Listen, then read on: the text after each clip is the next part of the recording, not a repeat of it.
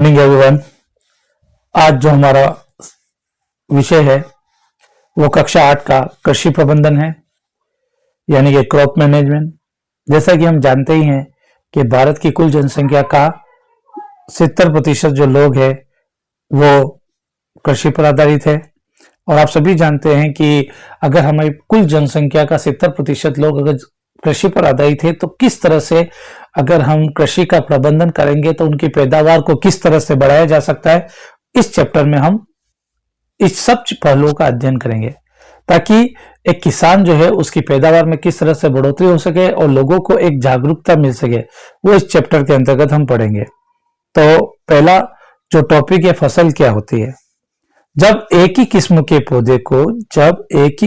पौधे को बड़े पैमाने पर बोया जाता है, जब एक ही किस्म के पौधे को लार्ज स्केल यानी 1 बीघा 2 बीघा 3 बीघा में बोया जाए तो उसे हम क्या कहेंगे, फसल कहेंगे। लार्ज स्केल पे बोना क्या कहलाता है, एक ही किस्म के पौधे को बड़े पैमाने में बोना फसल कहलाता है।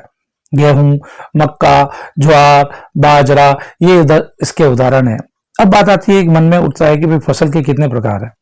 फसल के मुख्य रूप से मेन दो ही होते हैं, रबी और खरीफ।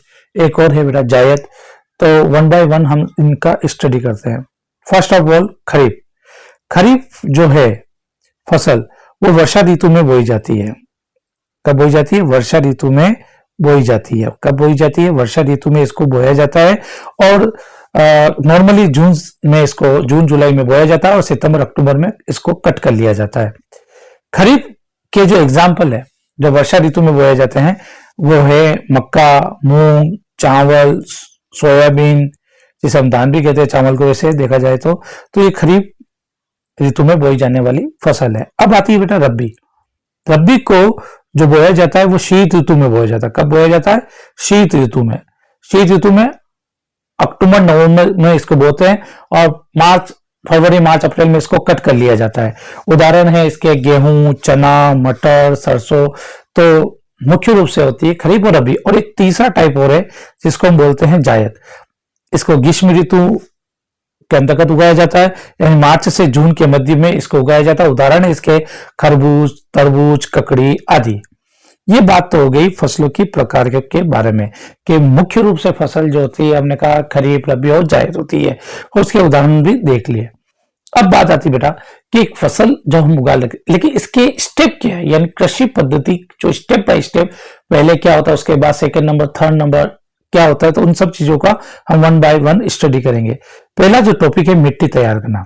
मिट्टी तैयार में जुताई करना, पाटा फेरना, है ना। जुताई का मतलब क्या होता है? मिट्टी को उलटना पलटना जुताई कहलाता है, और मिट्टी को समतल करना पाटा फेरना कहलाता है। बुआई, बीजों को बोना बुआई कहलाता है ना।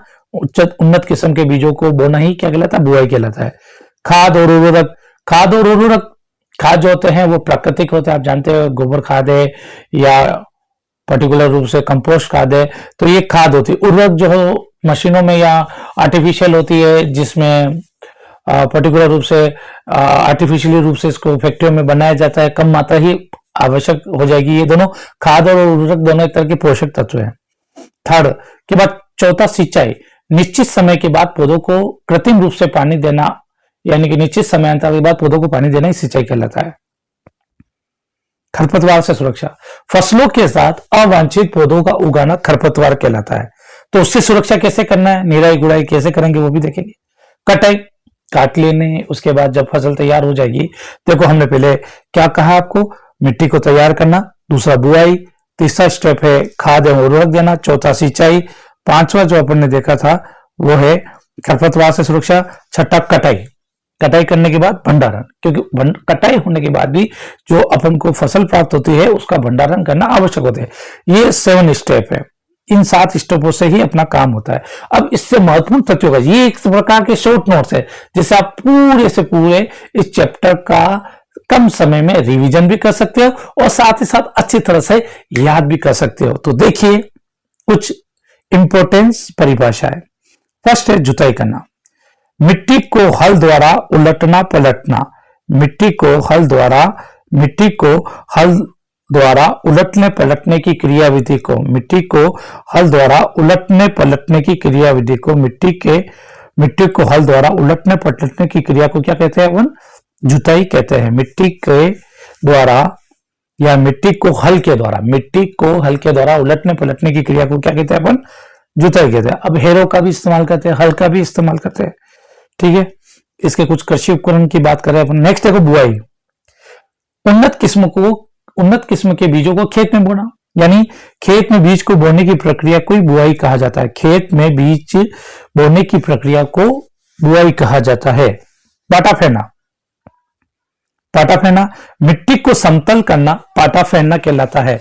मिट्टी को समतल करने की प्रक्रिया को पाटा फेरना कहा जाता है। सिंचाई, फसल को निश्चित समय के बाद जल देना या कृत्रिम रूप से पौधों को जल देना, क्या कहलाता है? सिंचाई कहलाता है।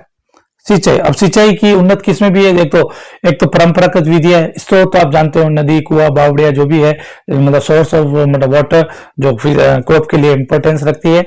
लेकिन उसमें क्या क्या परंपरागत विधियां है और कुछ आधुनिक विधियां भी है। इसके अलावा आज वर्तमान में जो आधुनिक विधियां है, तुम जानते हो, जिससे जल को संरक्षित किया जा सकता है, वो ड्रिप मेथड एंड फव्वारा मेथड, दोनों अलग अलग है, बूंद बूंद विधि और फव्वारा विधि। खरपतवार, फसलों के साथ अवांछित पौधों का उगाना खरपतवार कहलाता है। इट मीन्स, समझिए बेटा, एक सिंपल सी बात है।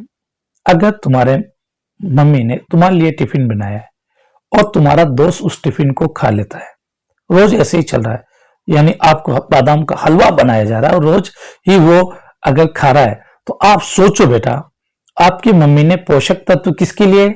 आपके लिए बनाया, लेकिन जिससे आपको कोई रिलेशन नहीं, वो आपको दोस्त है मानो भली, लेकिन आपका वो टिफिन वो खा रहा है। मम्मी तो परेशान होगी, रोज बादाम का हलवा खिलाने के बाद भी मेरे बच्चे में किसी प्रकार की कोई ग्रोथ नहीं हो रही, परेशान तो होगी ना। तो इसी प्रकार फसलों के साथ भी अवांछित पौधों को उगाना, जैसे यहां पर मैंने आपको बताया था कि आपकी मम्मी ने आपके लिए काम किया, लेकिन वो जो टिफिन है वो दूसरा कोई उसको यूज कर रहा है, तो दैट्स रॉन्ग है ना। तो इसी प्रकार अपन ने फसल जो उगाई है उसके साथ कोई अवांछित कोई दूसरा पौधा उग जाता है, जैसे गाजर घास है या कोई भी पर्टिकुलर रूप से जो अवांछित पौधा उग जाता है, उसे ही हम क्या कहते हैं? खरपतवार। अब खरपतवार को हटाने की विधियां भी है, निराई गुड़ाई करना, आदि निराई गुड़ाई है। इसके बाद खरपतनाशी 2,4-D का इस्तेमाल करना है।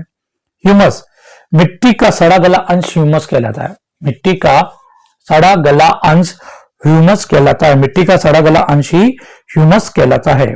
खाद और उर्वरक, वे पदार्थ जो मिट्टी के पोषक स्तर को बनाए रखते हैं, वे पदार्थ जो मिट्टी के पोषक स्तर को बनाए रखने में महत्वपूर्ण योगदान देते हैं, यानी पोषक तत्व उससे उनकी पूर्ति होती है, उन्हें हम कहते हैं खाद और उर्वरक।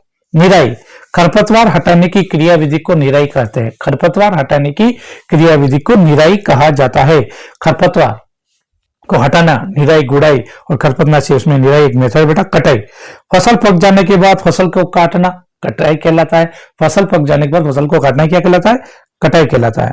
भंडारण, फसल को सुरक्षित स्थान पर एकत्रित रखना, फसल को सुरक्षित स्थान पर एकत्रित रखना क्या कहलाता है? कटाई कहलाता है। फसल को सुरक्षित स्थान पर रखना क्या कहलाता है? फसल को सुरक्षित स्थान पर रखना भंडारण कहलाता है बेटा। सॉरी ऑफ दैट बेटा, कटाई तो पक जाने के बाद फसल काट ली, उसके बाद भंडारण का मतलब होता है कि फसल कट जाने के बाद जो फसल को एक सुरक्षित जगह पर रखना ही क्या कहलाता है? भंडारण कहलाता है। साइलो, बेटा क्या होता है कि जब बड़े पैमाने पर जब खाद्यान्नों का संरक्षण किया जाता है लार्ज स्केल पर, तो उसको साइलो कहते हैं। मतलब लार्ज स्केल पर आप बहुत सारी फसलों को एक साथ सुरक्षित रखते हैं, तो उसे हम साइलो कहते हैं। तो ये था बेटा फसल क्या होती है। आपको मैंने बताया कि जब एक ही किस्म के पौधे को बड़े पैमाने पर बोया जाता है तो उसे फसल कहते हैं। फसल के मुख्य रूप से मैंने आपको वैसे 3 प्रकार बताए थे, रबी, खरीफ और जायद। फिर खरीफ के बारे में आपको बताया था, वर्षा ऋतु में जून और जुलाई में बोया जाता है, सितंबर अक्टूबर में कट कर लिया जाता है इनको। उदाहरण थे मक्का, मूंग और चावल। इस प्रकार फिर रबी के बारे में बताया था मैंने आपको, अक्टूबर से फरवरी के बीच का इसका वे आउट होता है बेटा। अक्टूबर नवंबर में बोया जाता है, फरवरी मार्च अप्रैल में इसको कट कर लिया जाता है। इसके बाद जायद ग्रीष्म ऋतु में मार्च से जून के बीच में, जैसे तरबूज, खरबूज, ककड़ी आदि इसके अंतर्गत आते हैं। फिर मैंने कहा था कृषि पद्धतियां, मिट्टी को तैयार करना, फिर बुआई करना, खाद और उर्वरक देना, सिंचाई, खरपतवार से सुरक्षा करना, कटाई, भंडारण। उसके बाद रिलेटिव हमने कुछ महत्वपूर्ण परिभाषाएं पढ़ी। इसके अलावा देखो बेटा, कृषि के प्रमुख औजार, पहला है हल। खेत को जोतने के लिए किसका यूज करते हैं? हल या हैरो भी होता है एक प्रकार का यंत्र जिसके द्वारा जुताई का वर्क किया जाता है। कुदाली, उपयोग एक, पहला उपयोग बेटा खरपतवार हटाने के लिए और मिट्टी को पोला करने के लिए।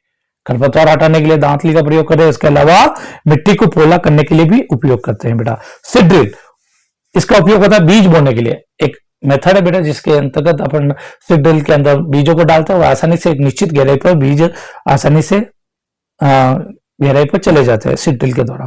कल्टीवेटर आधुनिक उपकरण है, वर्तमान में इसका उपयोग खेत को ट्रैक्टर द्वारा जोतने में किया जाता है। खेत को ट्रैक्टर के द्वारा जोतने में इसका उपयोग किया जाता है। कल्टीवेटर खेत को ट्रैक्टर के द्वारा जोतने में किया जाता है।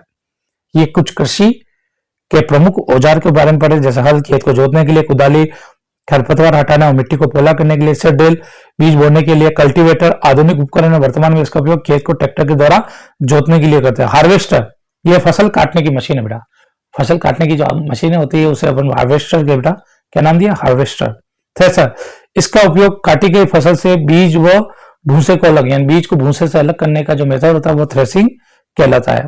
दराती, हाथ से फसल काटने में, हाथ से यदि फसल को काटना है तो हम दराती का इस्तेमाल करते हैं। तो बेटा ये कुछ कृषि के प्रमुख औजार थे जिनका प्रयोग कम से कम हम करते ही हैं।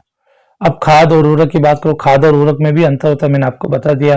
खाद प्राकृतिक होती है, उर्वरक जो होते हैं वो कृत्रिम रूप से बनाई जाती है। खाद को खेतों में तैयार किया जाता है, जबकि उर्वरक को फैक्ट्री में तैयार किया जाता है।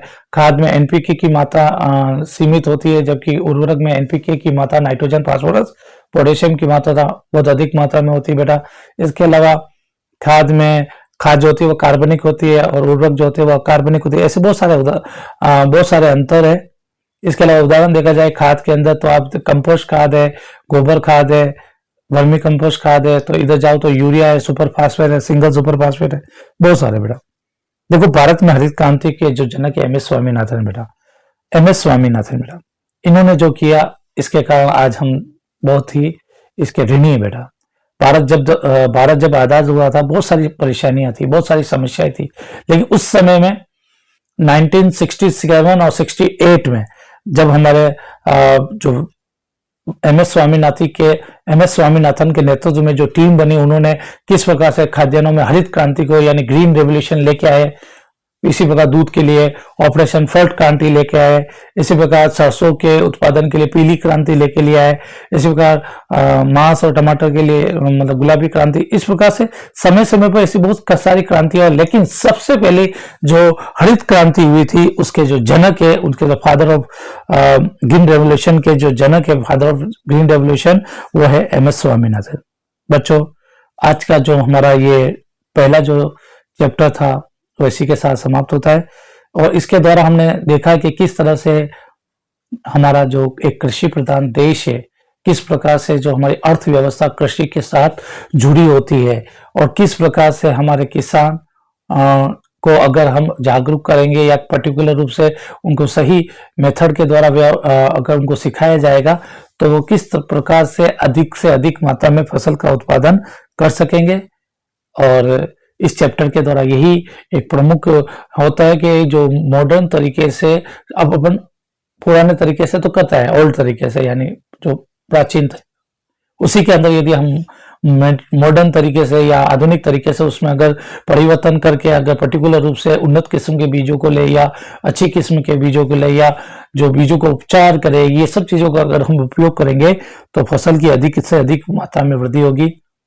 इसी के साथ हमारा ये आज का जो हमारी कक्षा है या क्लास है वो समाप्त होती है।